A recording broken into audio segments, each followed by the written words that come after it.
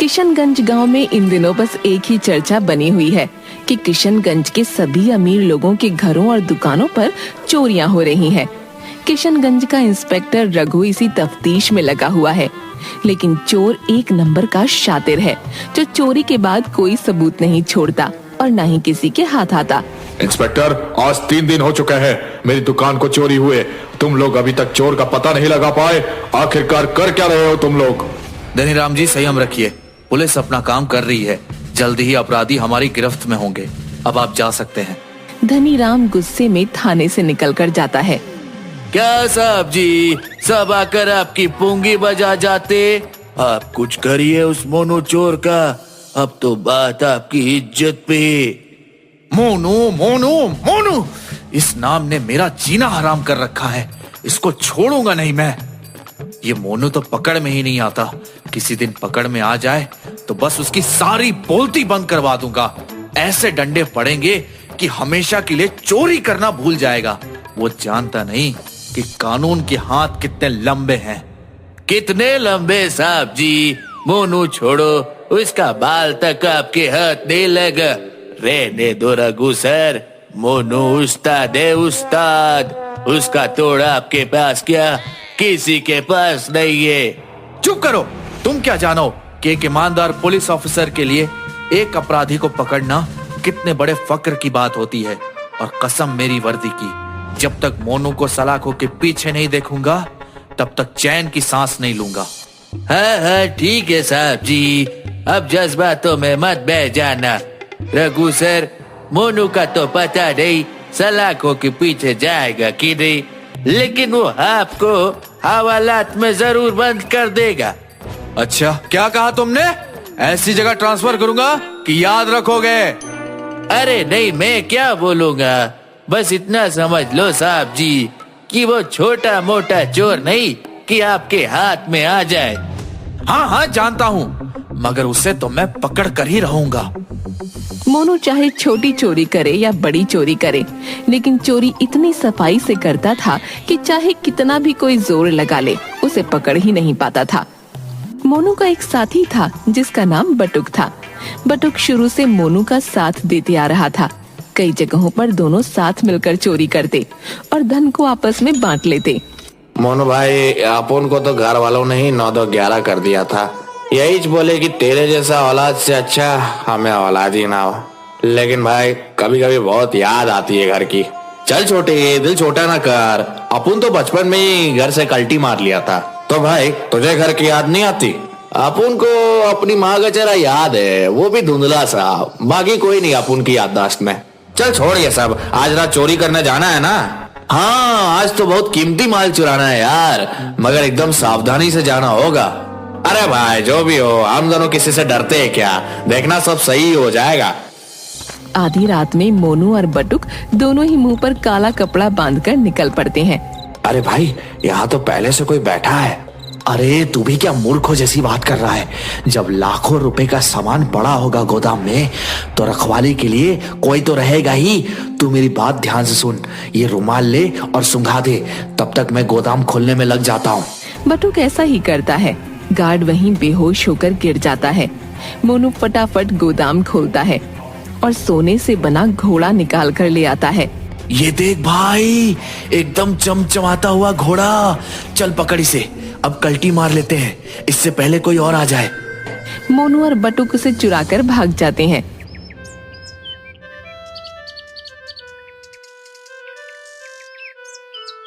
साहब, साहब, मैं तो लूट गया, मैं तो बर्बाद हो गया साहब। इतना कीमती तोहफा चोरी हो गया साहब।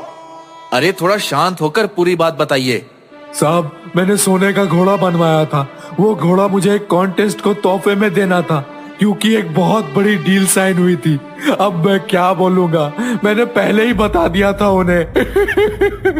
ये पता नहीं चोर को कैसे पता लग गया इसके बारे में। इसके बारे में तो मेरे घर वालों तक को भी नहीं पता था साहब। हो ना हो, ये काम उस मोनू चोर का ही है। उसे तो मैं छोड़ूंगा नहीं। अब वो मेरे हाथ से नहीं बच पाएगा। भाई, ये तो कमाली हो गया। हम तो माला माल हो गए। और क्या चाहिए? लेकिन भाई, तुझे कैसे पता था कि उस आदमी के गोदाम में सोने का घोड़ा रखा हुआ था। अपुन के कुछ गुर्गे अपुन के लिए खबरे का काम भी करते हैं, बस टाइम से उनको उनका हिस्सा मिल जाता है। ये तो बहुत छोटी सी चीज है, हम तो इससे भी बड़ी बड़ी चोरियां भी करेंगे, लेकिन अभी के लिए हमें इस घोड़े को छिपा कर रखना होगा। मौका मिलते ही हम इसे ठिकाने लगा देंगे। रघु मोनू को ढूंढने की बहुत कोशिश करता है, पर बहुत कोशिशों के बाद भी रघु को मोनू का ठिकाना नहीं मिलता। एक दिन मोनू मुंह पर कपड़ा बांधकर बाजार में निकलता है। बहुत दिन बीत गए यार, कुछ चोरी नहीं किया, चलो आज कुछ चोरी करते हैं। मोनू देखता है कि एक सेठ गले में सोने की मोटी चेन पहनकर जा रहा है।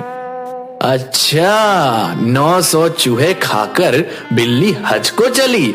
मोटे सेठ ने पब्लिक को बहुत लूटा है, क्यों ना आज इस पर हाथ साफ किया जाए। उसे देखते ही मोनू तुरंत उसकी चेन खींचता है और भागने लगता है। अरे पकड़ो कोई उस चोर को, मेरा सोने का चेन लेकर भाग गया। अरे मैं तो बर्बाद हो गया, हाय पकड़ो उसे। रघु भी वहीं से गुजर रहा था, वो मोनू के पीछे भागने लगता है। ये तो मोनू चोरी लगता है, आज नहीं बच पाएगा। रुक जा मोनू, भागने की कोशिश मत करना। आ जा इंस्पेक्टर, आज लुका छुपी का खेल हो जाए। अपुन को पकड़ना मुश्किल है नहीं, नामुमकिन है रे। रुक जा मोनू, तू मेरे निशाने पर है, गोली मार दूंगा। अबे चल हट, हम आने दे। तभी अचानक मोनू देखता है कि एक बूढ़ा इंसान सड़क पर बेहोश पड़ा है। ये देखते ही मोनू रुक जाता है। वो उस बूढ़े आदमी के पास आता है। अरे बाबा, क्या हुआ आपको? बाबा। तभी रघु वहाँ पहुँच जाता है और उसे पकड़ लेता है। आज तो तू आ ही गया मेरा पकड़ में, अब तो तू सीधा थाने जाएगा। मुझसे पहले इन बूढ़े बाबा को हॉस्पिटल पहुंचाओ। इंस्पेक्टर, हवलदार, एम्बुलेंस को कॉल करो, इन बाबा को पास के हॉस्पिटल में पहुंचाओ, और आप तो थाने में तशरीफ ले चलो अपनी। रघु मोनू को पकड़ लेता है और उसे थाने लेकर आता है। तुझे लगता है इंस्पेक्टर तू ज्यादा देर तक मुझे यहाँ रख पाएगा? बस देखते जा अपुन क्या करता है। थाने में रघु के सिवा कोई और नहीं था। रघु मोनू को जेल में बंद करने लगा। तभी मोनू रघु की गर्दन पकड़ लेता है और रघु को जेल में बंद करके भाग जाता है। हाँ भाई इंस्पेक्टर साहब, क्या था दिमाग में कि अपुन को पकड़कर प्रमोशन मिलेगा? चलो थोड़ा सा मजा हवालात का तुम भी चख लो। मोनू भागते हुए अपने ठिकाने पर आता है। अरे मोनू, क्या हुआ भाई? इतना हाफते हाफते क्यों आ रहा है? कहीं पुलिस को ठिकाने का तो नहीं पता लग गया? अरे नहीं रे, वो चंपू इंस्पेक्टर ने पकड़ लिया था, बस उसी को पपलू बनाकर आया हूँ। उसने तुझे पकड़ लिया? मगर वो कैसे? क्या किया रे तू उसके साथ? अरे एक बूढ़ा आदमी बेहोश पड़ा मिला था, बस उन्हें देखने के लिए ही रुक गया और उसने पकड़ लिया। अरे बॉस, यही तो तेरी कमजोरी है। अच्छा छोड़ ये सब बात, बता आप कहाँ हाथ मारना है? यही इस गांव से थोड़ी दूर, बस ये समझ ले वो चोरी कर पाना थोड़ा मुश्किल होगा, मगर हम कर लेंगे तो समझ आगे का लाइफ एकदम हीरे माफिक गुजरेगा अपना। समझा ना छोटे? साला मैं तो साहब बन गया। वाह भाई, तुम तो एकदम आमिर खान के माफिक गाता है। वैसे मुश्किल क्या है चोरी में? अरे छोटे, देश के बड़े से बड़े हीरो बनाने की कंपनी है वो, वहां पर अपने हीरो के हार दिखाएंगे। बस एक हाथ लग गया ना तो सब सेटल है, समझा ना? कुछ दिनों बाद दोनों अपने अपने चेहरे पर दाढ़ी लगाकर सूट पहनकर वहाँ पहुँच जाते हैं। बटुक, हमें ऐसे दिखाना है जैसे हम भी बाकी लोगों की तरह यहाँ सब देखने ही आए हैं। तभी दोनों की नजर रघु पर पड़ती है। अरे देख बटुक देख, ये इंस्पेक्टर तो यहाँ भी आया हुआ है।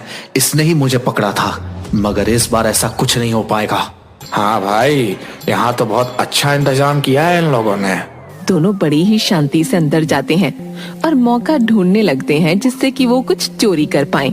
बटुक, ये तो बहुत बड़ा है, मैं उधर जाके देखता हूँ वहाँ क्या है। मोनू को एक कोने में एक हार दिखता है। अभी वहाँ कोई भी नहीं था। यही सही मौका है, यहाँ कोई नहीं है।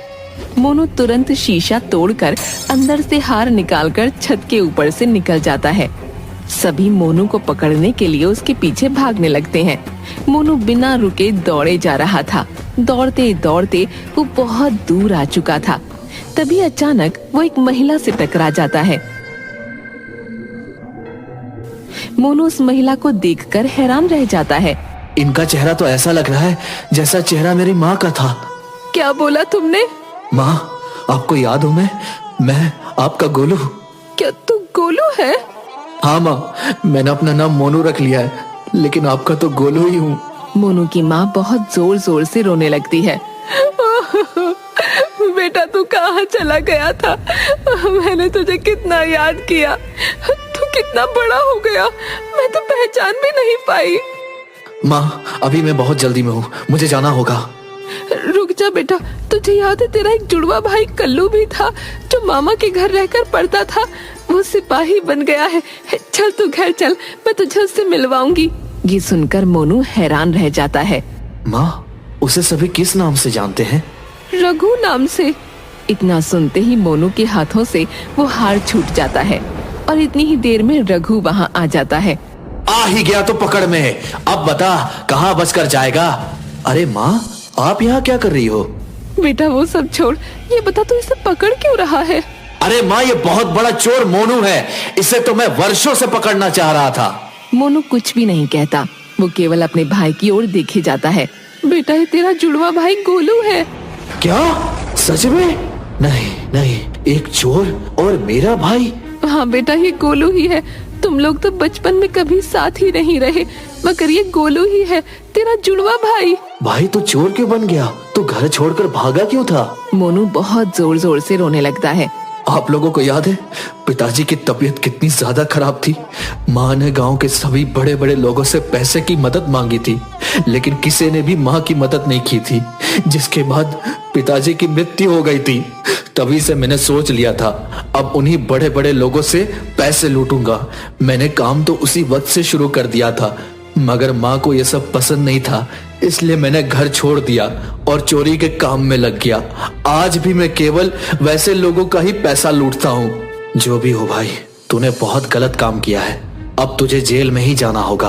तभी पीछे से बटुक आता है। यही नहीं मोनू भाई, पूरी बात तो बताओ अपनी माँ और भाई को।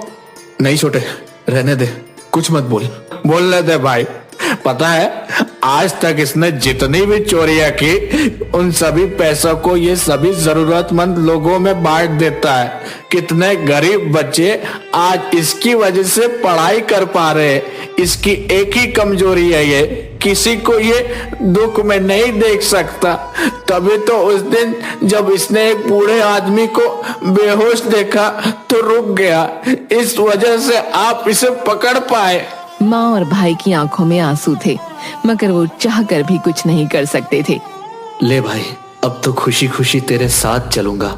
ले, हथकड़ी लगा ले मेरे हाथ में, लेकिन बस एक बार गले लगा ले। इसके बाद रघु, मोनू और माँ सब गले मिलकर रोते हैं। उसके बाद रघु मोनू और बटुक दोनों को जेल में बंद कर देता है।